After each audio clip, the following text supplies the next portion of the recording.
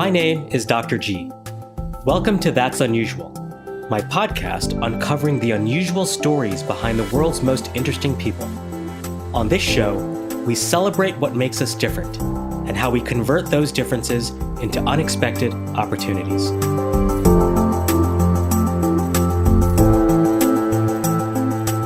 Hey there, welcome to the very first episode of That's Unusual. My guest today is my good friend, Christian Long. He's a pioneer in the field of education and comes from a long history of teachers, having actually been a teacher himself in his formative years. Interestingly, he has teamed up with architects and other educators to launch a new venture called Wonder by Design, where they are reimagining and redesigning learning spaces that are optimized to foster wonder, curiosity, and collaboration for our future generations. He has loads of wisdom to share that we can all learn from. And on this episode, he shares his many unusual perspectives where we discuss the implications of physical space on learning, new models of learning that are quickly propping up, how to design for wonder and curiosity, what the future of education holds, and much, much more. Before we get started, as you listen to this episode and any future episodes of That's Unusual, I want you to keep an open mind and think about your own unusual stories and the unique qualities that you possess that can help open the door to unexpected opportunities in whatever it is that you do or you pursue. And so with that, let's go ahead and get started. Welcome to That's Unusual. With me today is Christian Long, co-founder of Wonder by Design. Welcome to the show, Christian. Hey, good morning, fella. You know, I don't even know where to begin with you. You've got a fascinating journey doing some amazing things, really impacting future generations here at the intersection of learning and architecture, or learning as space is kind of, I like to call it. How did you actually get into this space, and how did you get into creating your newly found organization called Wonder by Design? Sure. I'm a teacher and a summer camp counselor. I mean, at the end of the day, that's probably the most true of what I do. And the connection between that is I'd been in the classroom teaching and coaching and taking kids out on trips for a number of years, and was really just curious about the opportunity of starting a school. And I was less drawn to the idea of school as a pipeline to college, if you would. I mean, as important as that was as an educator and as important as it was to all the schools that I worked at, I wasn't the most inspired by going to college being the end game. What I was really interested in is the idea of school as base camp, school as kind of a platform for the unexpected, or at least the adventure, if you would. And a lot of that was inspired by experiential ed and summer camp and kind of outward bound spirited programs, and what happens when students and teachers and guides would kind of dive into the real world, and what would happen when they would come back to school and try to make sense of what they had uncovered. So I went to grad school to start a school, and it was at that point that I stumbled into the possibility of designing physical space. Wasn't my intent. Design for me at that point was really just answering the question of how might we create school that reflects the best of experiential education, and how might we give young people and teachers a chance to explore what they're curious about. Yeah, I mean, I think that's so fascinating and such a relevant topic for today. I think as we have more and more discussions around how education is fundamentally being disrupted. You know, education clearly has been, I mean, this is nothing new, right? I mean, education has been, the center of attention and how we approach it for a number of years, for as long as we can potentially remember. But it's going through a rapid shift in today's world. Why do you think that's happening? I mean, what's different about education as we thought about it 10, 15, 20 years ago versus what we think about learning and education in today's world, given some of the transformations and disruptions that have happened in our environment? Yeah, I think your point of 10 to 15 years ago is probably a fair place on the calendar. The easy answer, and I think the cheap answer, is technology. I'm not convinced that technology in terms of software and hardware really is the answer. But I think in the last 10 to 15 years, it's been incredibly tempting, in some respects satisfying, and in some respects kind of disappointing or awkward that technology has been the center of that story. That suddenly, because a kid has access to a laptop, or we can talk about one-to-one, or we can aggregate, or we can create MOOCs for thousands of students, it's as if everything we've ever known about the principle of learning, or the principle of mentoring, or the principle of engaging difficult questions has been sort of moved aside. And everything now is a matter of how do we scale? How do we give access to digital tools? How do we ensure that the primary photograph of great 21st century learning is two students sitting around a laptop somehow, and that is indicative of everything that's possible?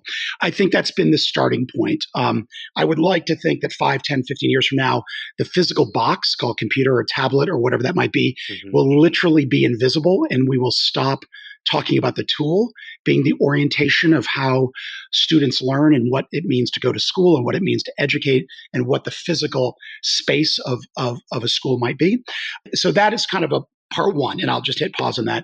The second thing is I think if you went back 10, 15, 20 years ago, the common refrain about teachers, especially K-12 teachers, but certainly not only at that level, was that, people sort of rolled their eyes, but with affection towards educators. It was on some level, there was always the great teacher that was in their background and someone they admired, a rabbi, a coach, a second grade teacher, a really difficult graduate school seminar leader. And they had tremendous affection and respect for the impact. But at the same time, they sort of said, my goodness, if you're a professional and you've chosen to be a teacher, you've really taken the easy way out, or you have not pursued great professional outcomes. And I think for a long time, that was sort of like the unspoken narrative. And I'm exaggerating to make a point, but somewhere in the last 10 plus years, two things have happened. Everyone has become vested in this question of what do we mean by school, which means everyone is now an expert. And I don't mean that people don't bring expertise to that question. I just mean suddenly having an opinion about schools and teachers and graduation and college now means you're an equal to folks who have spent their entire career. Secondarily, what that's also done is created a temperament that educators are less and less valuable, that the very idea of being a teacher, or of even pointing to who the educator might be in the conversation, they have less and less value because they can be replaced by opinion. They can be replaced by a race to the top or some sort of corporate agenda or technology. My goodness, why do we even need human beings in the room if we can simply aggregate a customized experience for every learner just in time? So I think what has really become both compelling and troubling is the very question of why would anyone opt in to being a teacher? And who are the teachers? Who is going to choose to become an educator a generation from now, if not sooner? And that for me is one of the tectonic shifts, is this combination of we're taking for granted the idea that folks will actually opt in to becoming a teacher when we are also degrading the role of the teacher just as quickly, or just maybe even more so. So I don't know if that answered your question, but that's, my emphasis is that technology, far too easy of a topic to land on, and that there is a different undercurrent of why would anyone even choose to be in the role of guiding a learner in the way we've known for generations and millennium, if you would. Yeah, I think that's a fascinating perspective. To some degree, as we look at, any kind of industry that fundamentally gets reimagined or transformed, oftentimes, a lot of times we'll sort of, gravitate towards things like technology to the extreme, like with MOOCs and so forth, and think that that's the end all solution. Where I like the fact that, you look at technology as somewhat as an enabler, as part of the solution that ultimately needs to be ground in. There's a human element as well as this other element that we need to take advantage of the things around us to activate that to some degree. So, to some degree, I see a little bit of a chicken and egg situation going on here. I mean, how much do you believe, some of our teachers, as you talk about, which is such an important element of designing learning environments, how much of it is, are we not training them properly to understand perhaps what we always talk about in today's world of competency-based training versus subject matter-based training? Is it an element of we haven't designed our schools and curriculum properly for our educators to essentially function in that capacity? Or do you believe that we need to be educating, our teachers and so forth to be teaching in that structure and style, and then retrospectively fit our environments to ultimately fit that need? I feel like there's a little bit of a chicken and egg, Yeah. angle Yeah. going on here. I think everything you mentioned is in play. I think it's all in play, whether it's correct or not, but I think it's all in play. So, what comes to mind really, really quickly is one, we are, in some respects, not letting go of anything that education has been for the last century. We still crave comprehensive high schools, meaning they offer every single program.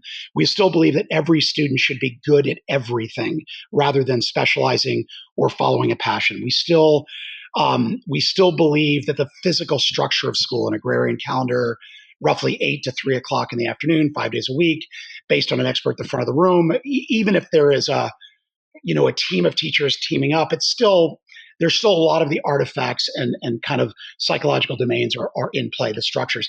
So we're trying to engage tremendous change, or at least respond to tremendous pressures to change, but we're not really letting go of anything. So at some point in time, to borrow a Yeats phrase, the center can't hold, which means on one level, it's incredibly difficult to innovate when you don't remove anything. And it's a lot easier to stay with the patterns that we're used to, even if they're inefficient. So, as human beings, even if I am in a classroom with the door shut, working with 28 kids, I'm willing to stay with what's familiar, even if it's uncomfortable, longer than to take a leap of faith into something that no one's given me a clear path to, when simultaneously I don't even know if my voice or expertise is valued in that shift. And I don't know if my role will be honored a year from now or a week from now. So I think on some level, until we let go of a number of things, some of them are rituals and traditions, everything from the idea that American high schools will be the center of sports for a community. Does that make sense in the future? I don't have an opinion one way or another. But if we don't change that, it's very difficult to change summer vacation.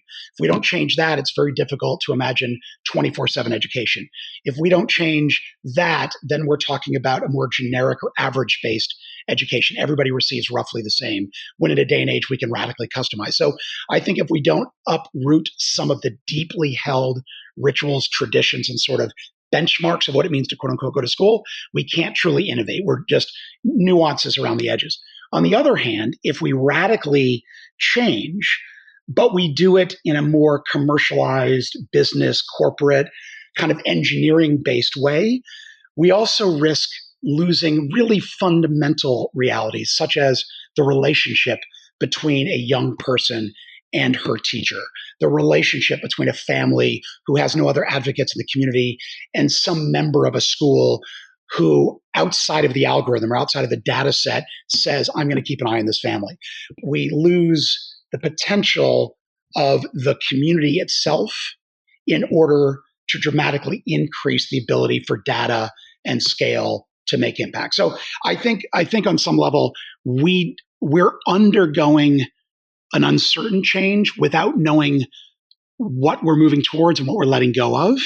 And we don't have much of a benchmark for that. I mean, late 1800s, early 1900s, we made a pretty profound shift into an industrial economy, and the education system had to reflect that. There's a lot of research on what happened, but things like a typical 9 through 12 science program, biology comes first, then chemistry, then physics. And the only reason for that historically, coming from the Committee of 10 of the president of Harvard and a number of other institutions, was that B came earlier in the alphabet than C and P. So literally 100 years of science education in K-12 education is based upon the alphabet, that you did biology first because of the letter B, and that chemistry came followed in physics. When, if there's a gateway drug to science, physics with cause and effects is a much more logical progression point for a young learner, and moving into complexities of chemistry and then nanotechnology and biology at the level. So we have so many structures that are in place that are not bad or good per se, but we also hold on to dearly at the same time. We want to innovate, and we also want to innovate at the expense of things that are really primal and go deep into communities and deep into a grandmother's understanding what her grandchild is going through when she's in second grade or applying for college. So I think, there's a lot there that gets at the very nature of the human experience, but also the sort of often confusing or awkward path that it took to get to this point. Yeah, you raised some really interesting points in there. And I think, how do we have so many knee-jerk responses and biases towards what it means to be successful in learning. And I think we almost take a lot of those elements or those metrics or outcomes metrics for granted. Like, as we went through school in our generation and the parents before us, for some it was about getting into the field. For others, it was about, getting into the top Ivy League schools or getting a 4.0 average. And, we certainly have these sort of biases in terms of what we believe are the right benchmarks for success. How do you think about that? Because, is it, to some degree, you've got these quantifiable measures. If I go to Harvard or if I graduate with a 4.0 GPA, as a result of my education, I can quantify that as a value of success. But some of the things, for example, problem-based learning, how do we quantify that? How do we measure that? And how do we incorporate that into our learning process so that becomes an important measure of success versus these so-called things that we've just taken for granted over the years? Sure.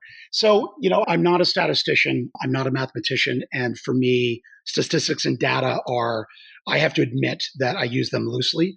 But I think we can assume a couple of things. The zip code you're born into has a profound impact on your trajectory of success. So you're born in Wellesley, Massachusetts. You're born in Lake Forest, Illinois. You're born in an affluent suburb of Miami.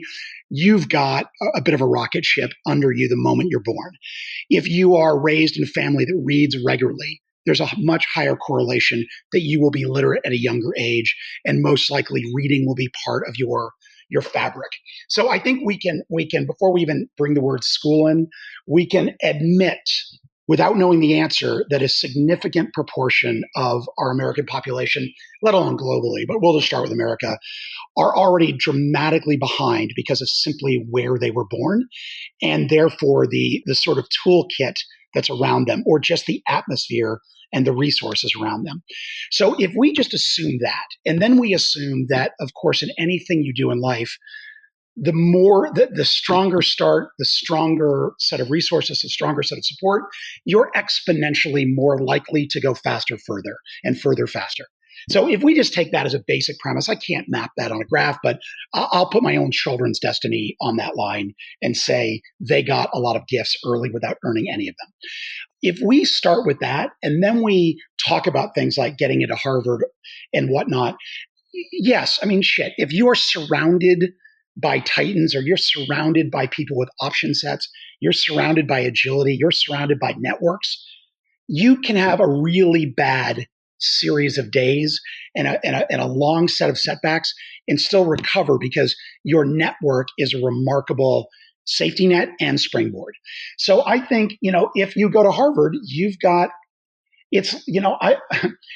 one thing that's really interesting about Harvard, you go to grad school at Harvard, and it's like 50% of applicants that apply to Harvard for grad school get in. Like, that's this sort of comfortably known. And what that means is that most people have filtered themselves out of that application process. And by the time that you get there, you bring a hell of a lot more than your GPA to the equation. You bring a legacy of life, professional, and XYZ experience to bear. And all of a sudden, it's less about your GPA and more a matter of what value proposition do you bring to the ecology of students that are being admitted to that year? And will you be a demonstrative value proposition to that class for the next 50 years as an alumni, as a class member, et cetera? So I think, yes, we could say that kids that bust their butt and get a strong GPA and get into Harvard are more likely to have a higher, sort of salary, arc over a career. But then again, we also live in a world where the big 7 accounting firms are starting to say things like, we don't need a college degree to evaluate a candidate's potential. We have major tech firms that are saying a college degree isn't a significant value proposition for us. We have families that are going to be generations in debt, impossible to pay back because of this expectation that every kid go to college. But we as a culture are doing nothing about the idea of being bankrupt, or will they graduate from college, or what is the debt load they're going to carry for 20 plus years, simply because we've made college this undeniable sort of religious expectation. So if we really look out and we temporarily pause in terms of like 1970 to 1999, what the projections were for a college degree, and we look at the landscape now and say there's a higher percentage of organizations that are not feeling the need to use a college GPA or even a college diploma as evidence of potential success in a candidate. We also look at a hiring pool that isn't going to stay with a company for a significant period of time because they will have multiple careers, multiple jobs, multiple organizations over time, which means it's more difficult to invest in somebody if they come out of the chute with expectations of a high salary at 22 years old. We look at young people wanting to have a customized experience as opposed to just be on a partner track or be on a very clear kind of union track or whatever it might be. If we just look at all that and say, we actually, none of us have any idea, there's not a single one of us, expert or novice alike, that can predict what it's going to look like, but we can begin to say, are the plate tectonics shifting? Are the patterns shifting? Does it make sense to say to a parent of a 5-year-old, you should put everything into college or bust? You should ensure that your kid dedicates their entire childhood to getting into an elite college, regardless of the debt load, that's going to make sense in 2025, 2030, 2025. I'd at least like to say, as a parent of a 7-year-old and a 9-year-old or 10-year-old, I'm not certain that I want my 2 children's entire childhood to be dictated by get into college at all cost. And 2, I don't know, to be honest, if I want to underwrite any of that when I think the game is at the very least in an adjustment period, if not radically opening up. And that's a family of privilege. So I can say that because I like anyone that's going to come to your event, we sit on a chair of privilege to even be in the room. And therefore, I have to say this with humility that I can say that because my kids have options. But I'm also wondering to a certain degree, if we have made this ethic of get to college so written into the DNA of our culture that we aren't paying attention to the downside of what that means to those who A, can't get there, and B, those who get there but can't. There is no safety net for what happens if they leave in the first 6 to 18 months and carry that debt with no end game. And 3, for those who see it all the way through, there is no guarantee of a pension ever again, and no guarantee of a job, and no guarantee of debt resolution, and no guarantee that that effort is on a trajectory towards a guaranteed outcome. So that's where I sit. And it sounds very kind of like negative or very kind of hysterical or very kind of worrisome. The truth is, I say all that also saying, what a remarkable time to be alive and for all of us to not know, but to have an increasing set of options beginning to open up and perhaps more customized to the learner and the family than to the system itself.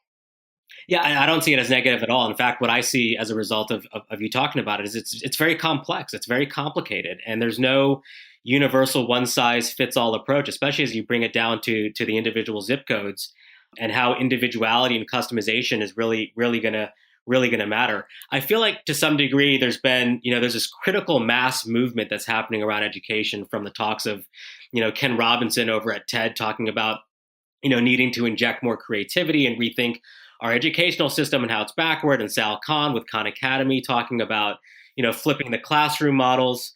There's several questions embedded here. I mean, first of all, where do we start? Is this going to be something that we need to depend on incremental experiments like Alt School and Khan Academy and MOOCs and so forth to move us forward?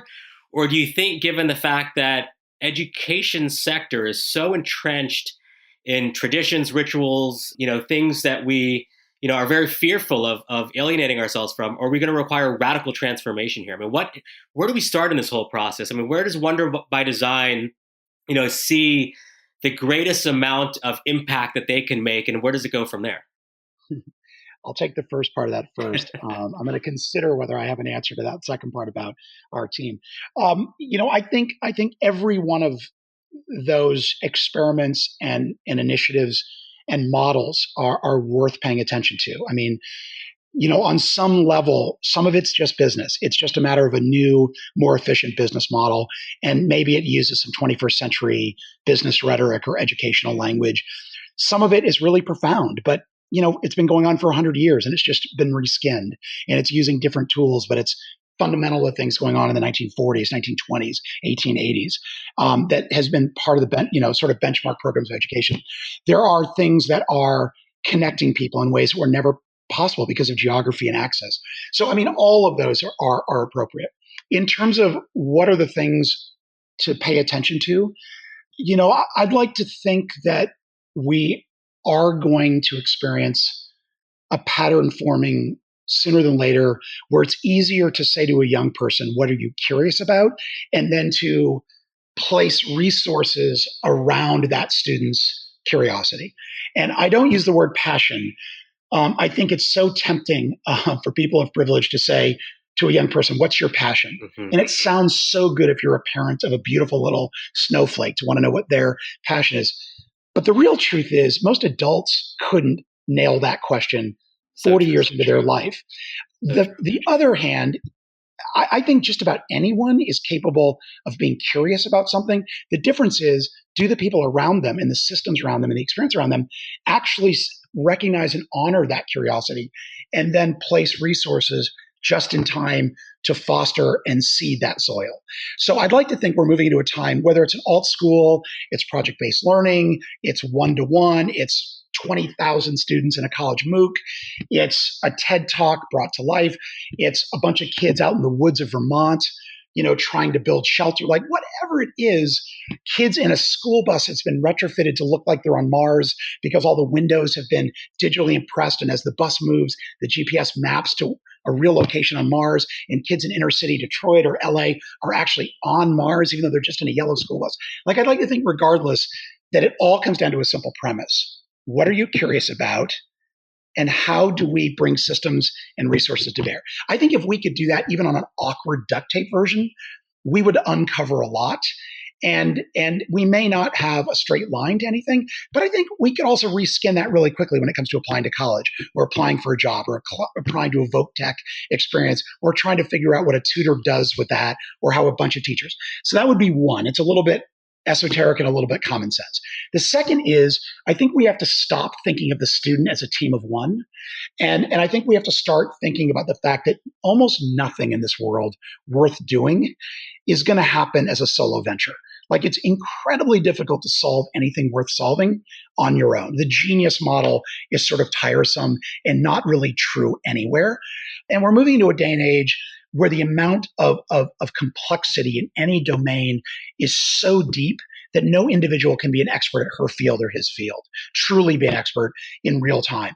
And the only way to approach anything meaningful, raising funds for a church, getting a group of young people to overcome a challenge, building out a huge business model, taking on global X, you have to do it in a team. So our entire educational model is predicated on the idea that we can evaluate the student of one against some law of average, some sort of bell curve.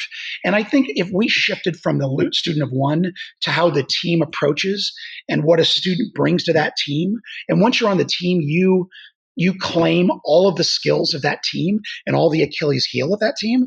And now you are going to take on questions that may be historically investigated and there's a common sense approach, or questions that have no clear next step.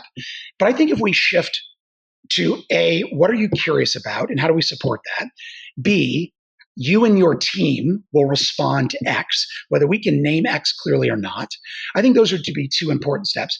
3, I think we also have to consider the idea of a single degree having much value versus, and I'm going to call it an ATM model, and certainly lots of people talk about this, but instead of going to a college or going to a program or going to an XYZ institution to graduate in order to have a diploma to say you're done now seems really kind of modest, if not silly. But the idea of, for the rest of your life, you have access to a network of institutions where you can sort of swipe that proverbial ATM card and get just-in-time access to experiences, training, certification, resources, people, opportunities, questions. I think if that gets aggregated, and if I'm a university and I ask a 22-year-old to donate back now because they have an undergrad and they're 80K or 190K in the hole, and now they get to donate, that's a ridiculous phone call to make, but colleges do it every day. If on the other hand, I say, for the rest of your life, you're going to have a subscription model to a network of higher ed or tertiary ed or models and systems and tools, and you will have a subscription model for the rest of your life. My goodness, if we can't figure out a way to profitize that or to make it sustainable or to make it useful, I would be surprised in us as human beings and educators and builders of systems. So those are kind of 3 things that, as a dad of 2 young people, I want you to ask my kids what they're curious about. And then I want you to take away their ego and put them in a team of people who bring more to the question than they do, but also give them access to the resource. And three, I don't want them to ever graduate from college. I want them to have access forever to whatever they and their team need. And then, oh, by the way, let's start thinking about what the world really needs, not just what my kid needs. And I think if we can, on some level, do that even awkwardly, at least it's an interesting proposition. I love it. Those are three critical takeaways. Couldn't agree with you more. I love that notion of curiosity versus passion. Something I always say to people is don't necessarily try to find or locate your passion. Follow your curiosity, and within that journey, you will find your passion. Because I do think that's it's a tough question to answer, and asking somebody, what they're passionate about. Having been a teacher, most of your life, and I hope everyone really calls themselves and considers themselves a teacher in this new world. You've probably seen, a lot of it. There's a school system, then there's the teachers, there's the kids, but we oftentimes don't factor in parenting and that involvement and that influence and impact on the children's learning environment and so forth.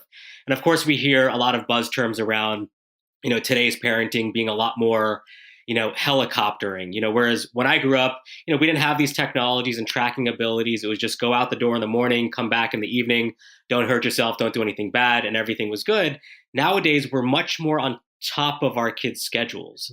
Sure. Do you see that shift? I mean, first of all, is there a real shift happening, or is this just sort of a mirage based on where we are generationally? And secondly, if there is this shift in sort of parenting happening, how is that influencing and impacting the way we learn in today's environment? Yeah. One, I think the parents, they are often the most overlooked part of the equation or most overlooked part of the relationship. At the same time, they are a problem. We as parents, you and I are both parents, we're problematic. We are involved in a way that historically schools never had to worry about. So there's an extra party at the table that demands a lot of attention.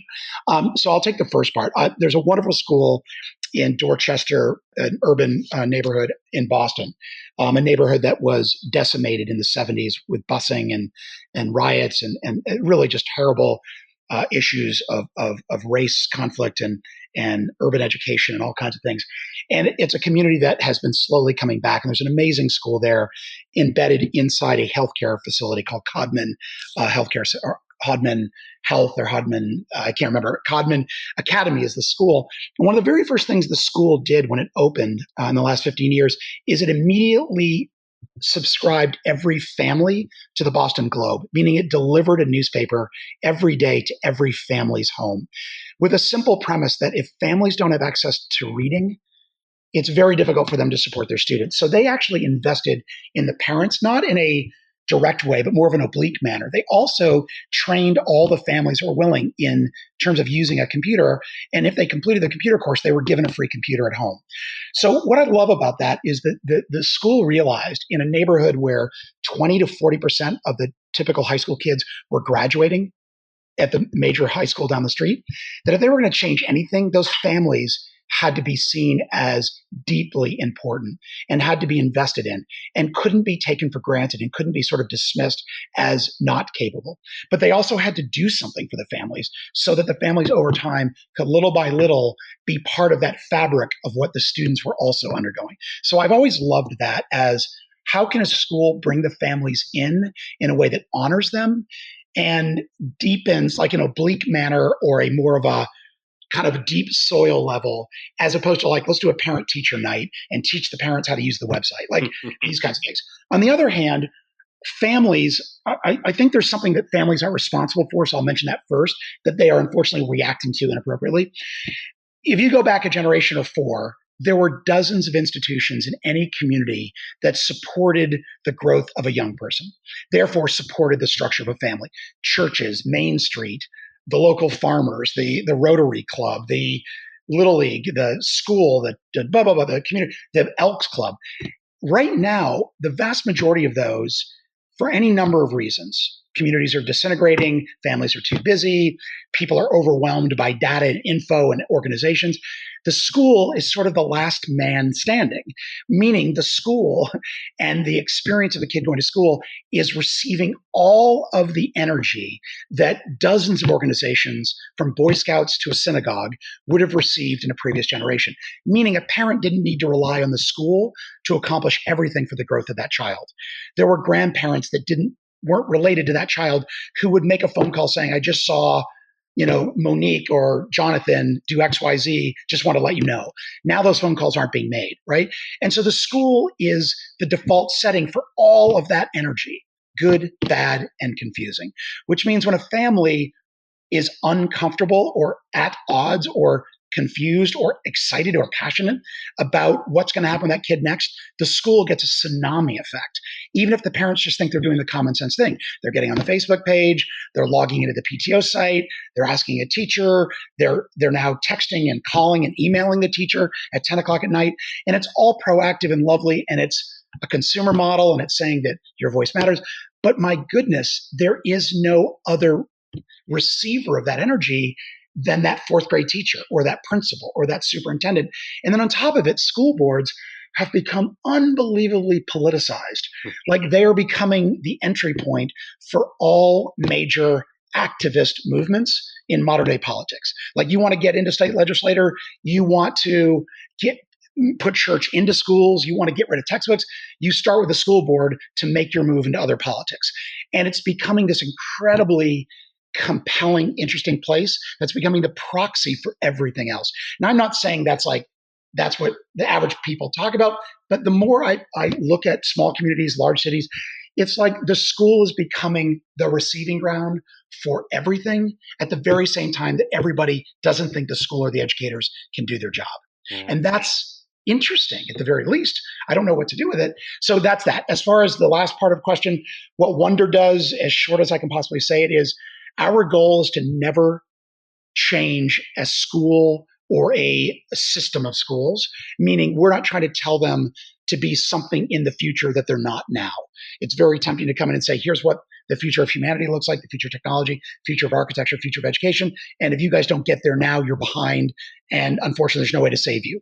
What we do as a design firm, and we're always asked to help schools figure out how to make that next move 10 years out, 50 years out, et cetera. We always say we have to double down on the values that got you here and amplify them like crazy, and then try to figure out what are you willing to let go of once you identify that. So if we find out that you're a culture of compassion, or you're a culture of rigor, or you're a culture of transparency, you're a culture of agility, whatever it is, a culture of faith, a culture, and I'm simplifying. If we can figure out what that is, and it's non-negotiable, it's unapologetically, and it's historically true, or it will be as a startup, we have to make that a non-negotiable going forward, and then use new opportunities, new materials, new technologies, new accesses, new networks, new opportunities, new language, new metaphors, new rituals to amplify and double down on those values.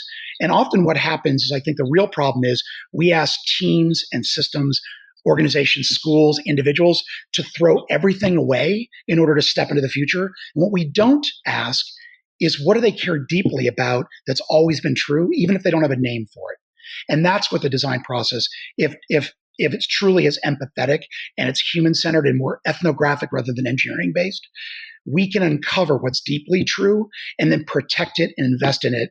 And then it's much easier for them to say, well, if that's being protected, I can let go of a few things, or we can let go of a few things, or we can take a risk at hitting pause on something that's been valuable, but it may not give us the greatest opportunity going forward.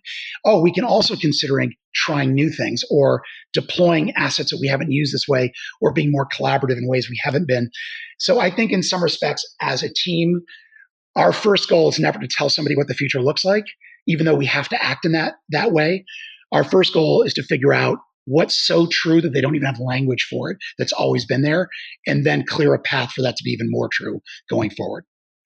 I love that approach. It's almost like taking a design thinking approach towards learning and incorporating elements of curiosity and wonder. I'm fascinated by your approach in terms of what you're doing with Wonder by Design. I do have, there's very few things that actually keep me up at night. I like to get a good night's sleep, and my business, my family, everything's great. But the one thing that always keeps me up at night is this notion of, when is the day, or is there a day that my kid's going to come home and say, I don't want to go to school. I don't want to do this. And I feel like it's almost embedded in our society. And I've got a 6-year-old and a 3-year-old, and it always keeps me up. Like, how do you essentially, my biggest fear is one day my son will come home and saying, I'm just not having fun at school. I don't want to be there anymore.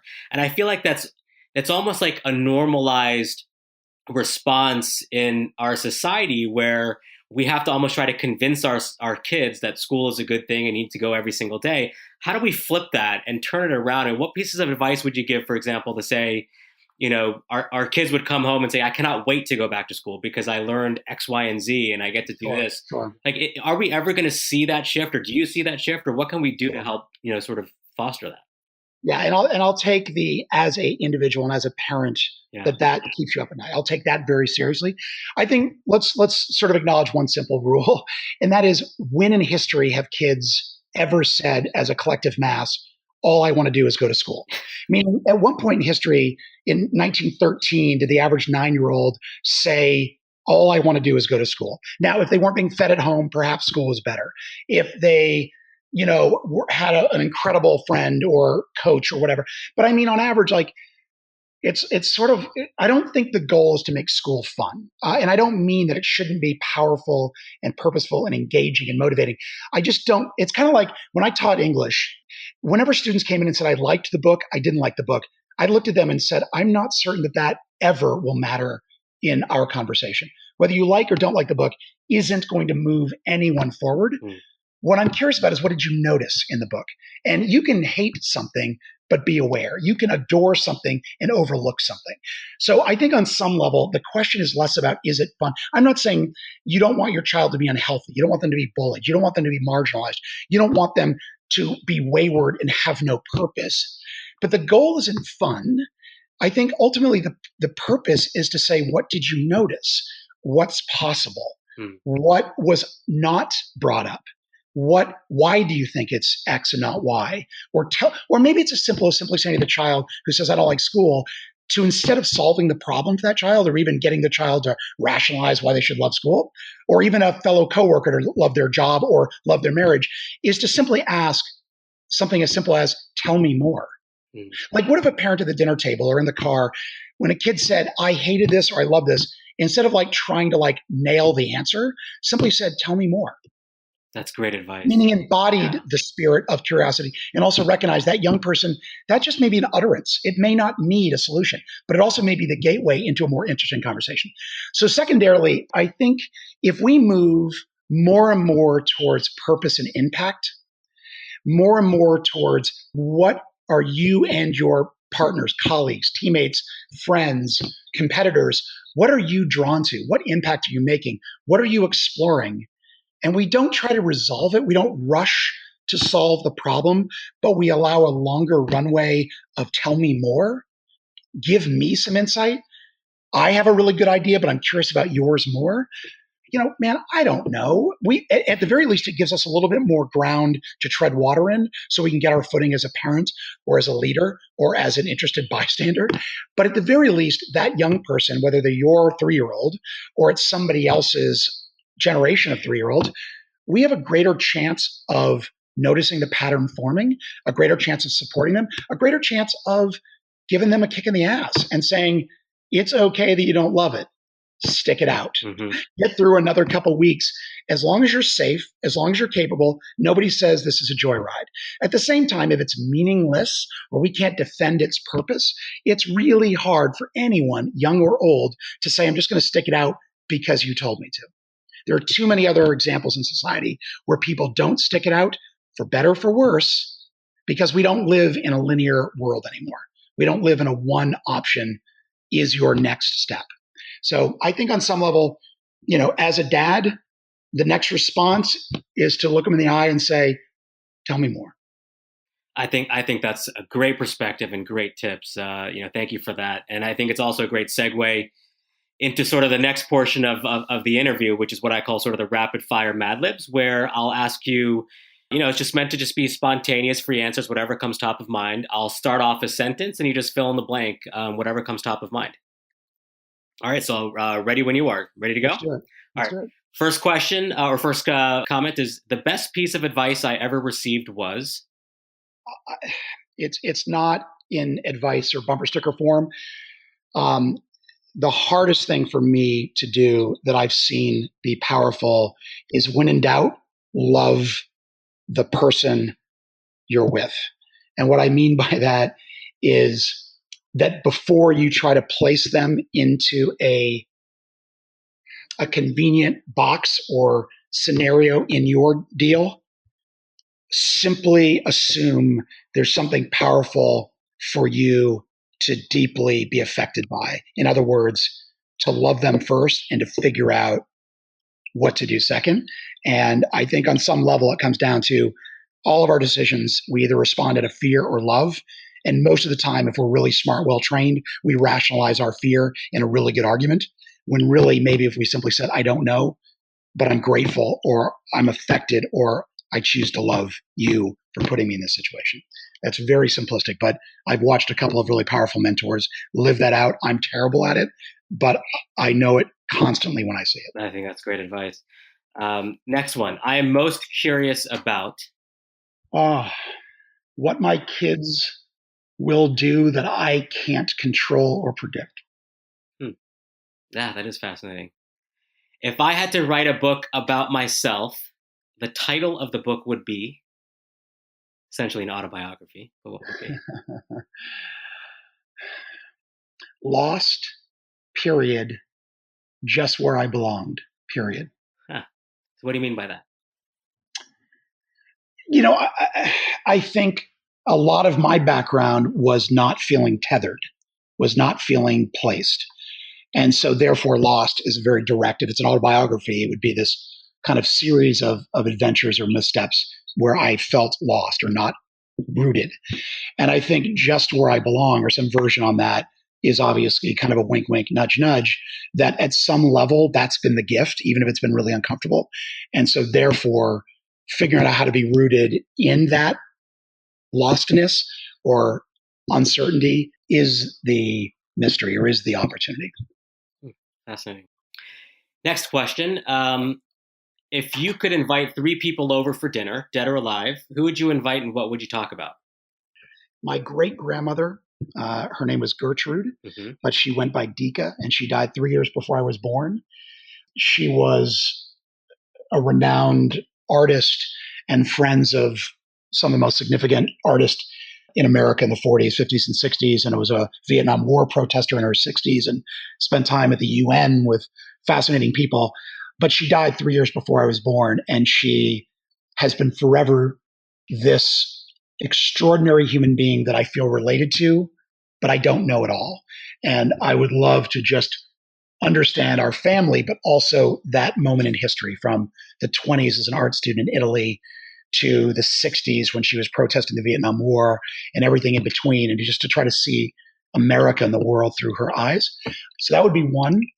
The kid president, the young boy who's part of Soul Pancake, who is the young boy on Facebook and any number of different platforms that just talks about being awesome. And he was born with this kind of bone and muscle. I don't know all the details, like just born to a broken body, but he is this remarkable young man.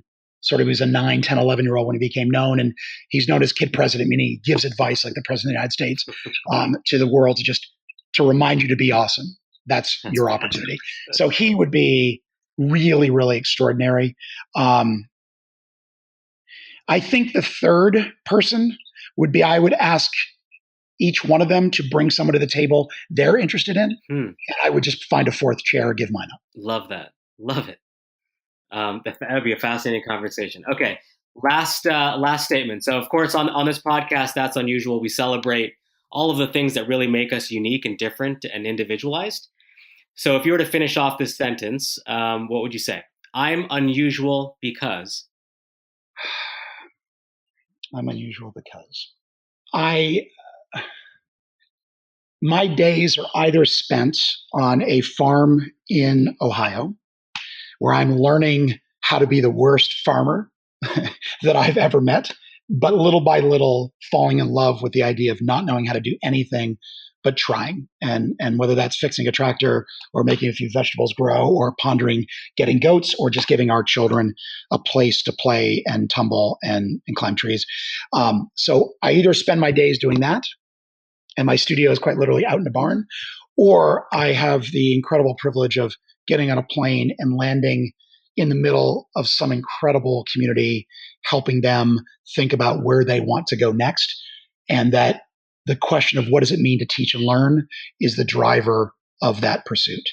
And whether that's being in Los Angeles or Istanbul, rural Mississippi or New York City, that's what I get to do when I leave the farm. And so that intersection is perhaps what feels most unusual. But I find the most interesting people that I'm interested in, I'm not self-proclaiming that, usually bring some unexpected intersection to bear. So obviously, it's part of what I'm so drawn to in terms of what you and your community are building in real time. As we're connected on social media, I'm just honored and privileged to be able to get a glimpse of your journey into becoming this novice farmer through this process. It's such a great visual journey that I get to see, through social media. So thank you for that. Thanks, man. So that wraps up our questions. Christian, I cannot thank you enough. You dropped some amazing wisdom today. It was such an honor to have you on the show, and I can't see what more you have planned down the road. But I hope we'll get to connect again sometime soon, perhaps on the show, if not outside. But thanks again for being on the show.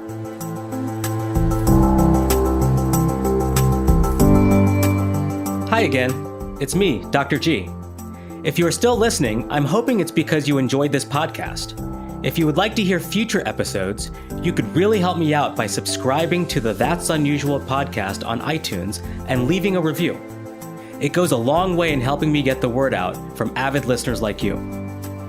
As a thank you, I will be selecting one new reviewer each week at random for a free private 15-minute phone conversation where you can ask me anything and get professional advice on your career or business to help you stand out and make a difference.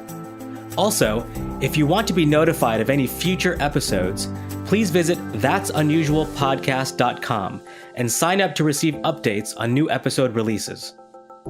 Until next time, remember to always think unusual.